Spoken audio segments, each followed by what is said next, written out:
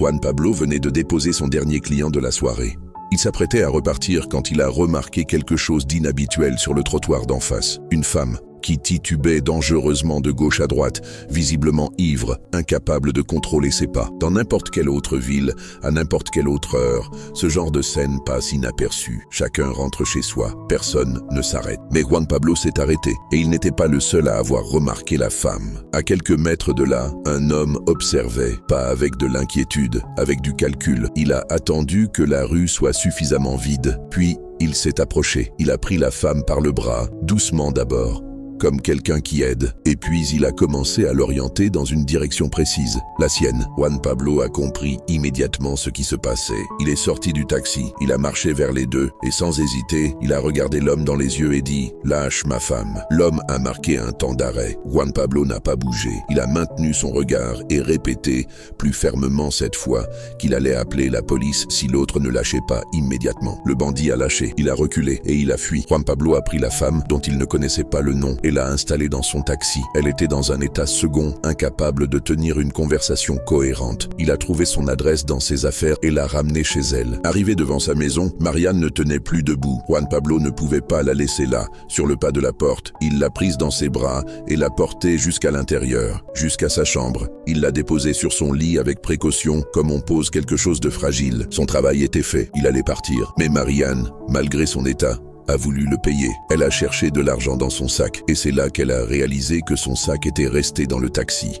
Juan Pablo est ressorti pour aller le chercher. Pendant ce temps, Marianne s'est levée. Elle est allée dans la salle de bain. Elle a ôté ses vêtements et est revenue s'allonger sur son lit, ne gardant que ses sous-vêtements, inconsciente, dans cet état de ce qu'elle faisait. Quand Juan Pablo est revenu avec le sac, il s'est retrouvé face à une situation qu'il n'avait pas anticipée. Il a regardé ailleurs, il a pris une grande inspiration et il a posé le sac à côté d'elle sans rien dire. Marianne a fouillé dedans, pas de liquide, pas de pièces, rien pour payer. Juan Pablo a fait un geste de la main. « Ce n'est pas grave, reposez-vous ». Il s'est retourné pour partir. C'est à ce moment précis qu'il a entendu la porte d'entrée s'ouvrir. Un policier venait d'entrer dans la maison.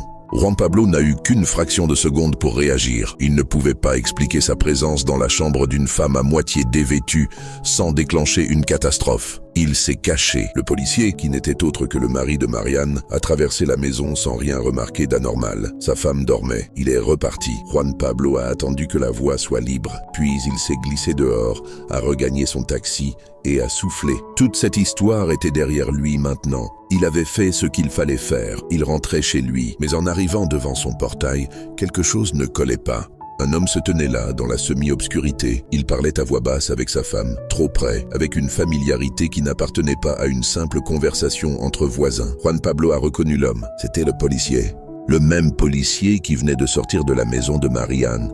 Quand sa femme a aperçu le taxi arriver, elle a changé d'attitude en une fraction de seconde. L'homme aussi. Ils ont pris une posture neutre, distante. Le policier a sorti un carnet, comme s'il effectuait un contrôle de routine. Sa femme a joué le jeu à la perfection. Juan Pablo a regardé la scène. Il a hésité. Et puis, parce qu'on préfère parfois ne pas voir ce qu'on voit, il a décidé de ne pas poser de questions. Il est entré chez lui. Il a demandé à sa femme si elle avait préparé à manger. 5e excuse du mois. Il est reparti au parking. Le lendemain matin, Juan Pablo était au parking quand il a vu une femme s'approcher. Il l'a reconnue immédiatement. Marianne n'était plus la même que la nuit d'avant. Sobre, élégante. Elle marchait droit et elle avait une expression déterminée sur le visage, celle de quelqu'un qui a une dette à régler. Elle l'a remercié, clairement, sincèrement. Elle lui a dit qu'elle savait ce qui lui serait arrivé sans lui. Elle lui a dit que des hommes comme lui étaient rares. Puis elle a sorti une enveloppe. Juan Pablo a refusé. Elle a insisté. Il a refusé encore, en disant que c'était beaucoup trop pour ce qu'il avait fait. Alors Marianne a changé de stratégie. Elle lui a dit qu'elle avait beaucoup de courses à faire ce jour-là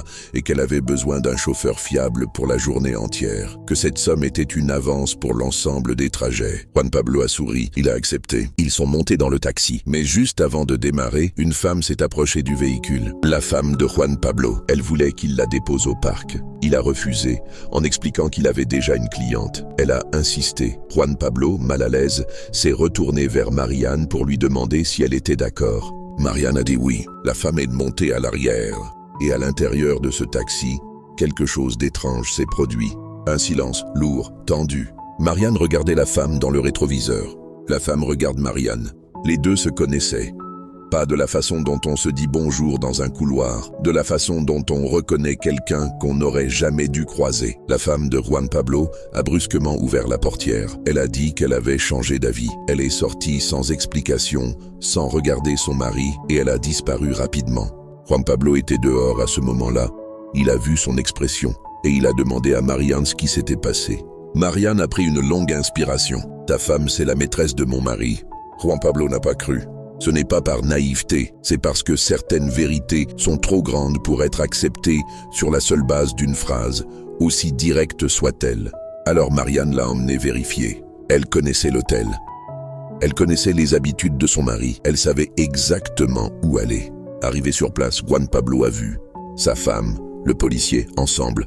Il n'y avait rien à interpréter, rien à minimiser. La réalité était là, dans toute sa brutalité. Juan Pablo est sorti de l'hôtel, il est allé dans la rue, et là, loin des regards, il s'est effondré. Pas de colère explosive, pas de cris, juste la douleur silencieuse de quelqu'un qui comprend soudainement pourquoi les repas n'étaient jamais prêts, pourquoi les excuses se répétaient, pourquoi il y avait toujours une distance. Marianne l'a retrouvée là. Elle venait de dire à son mari avant de sortir de l'hôtel qu'elle voulait le divorce. Et maintenant, elle était debout, face à cet homme qui l'avait sauvée la veille, et qui pleurait dans la rue à cause du mari qu'elle était en train de quitter. Elle s'est assise près de lui.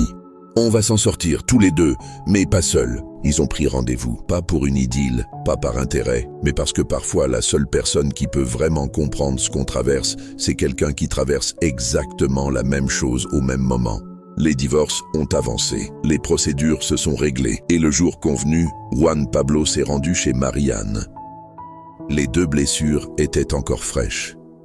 Mais il y avait quelque chose de différent dans l'air ce jour-là. Une légèreté prudente. Une complicité qui n'avait pas besoin d'être expliquée. Ils ont parlé longtemps, ils ont ri un peu, et progressivement, la distance entre deux personnes qui se soutiennent s'est transformée en quelque chose d'autre. Ils étaient sur le point de s'embrasser quand la sonnette a retenti. Marianne a ouvert la porte.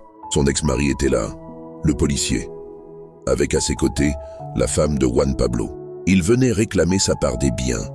Il voulait diviser tout ce qu'ils avaient construit ensemble. Marianne l'a regardé calmement. Elle lui a rappelé une chose simple. La loi ne donne rien à celui qui a trompé. Celui qui trahit ne récolte pas. Il repart avec ce qu'il a semé. Le policier a serré les dents. Il n'avait rien à répondre.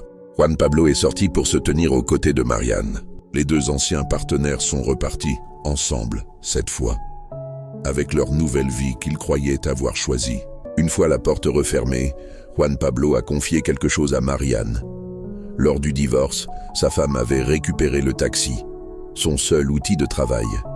Il se retrouvait sans voiture, sans revenu, sans rien pour recommencer. Marianne a réfléchi un moment, puis elle lui a proposé de devenir son chauffeur personnel. Juan Pablo a souri et demandé si elle avait au moins une voiture. Elle en avait une, mais elle ne savait pas conduire. « Dans ce cas, je t'apprends. » C'est comme ça que tout a vraiment commencé. Pas dans un hôtel de luxe, pas sur un coup de foudre romantique, mais sur un siège conducteur avec une femme qui apprenait à tenir un volant et un homme qui avait retrouvé une raison de se lever le matin. Leçon après leçon, jour après jour, jusqu'à ce que les blessures d'hier deviennent les fondations de demain. Ceux qui vous trahissent vous rendent parfois le plus grand service de votre vie, sans le savoir. Dites-moi ce que vous pensez de cette histoire. Et si vous voulez voir la suite, n'oubliez pas de vous abonner. Si cette histoire t'a touché, un pouce en l'air, ça prend 2 secondes et ça aide vraiment la chaîne. Et pour ne pas manquer le prochain récit, abonne-toi. On se retrouve très bientôt.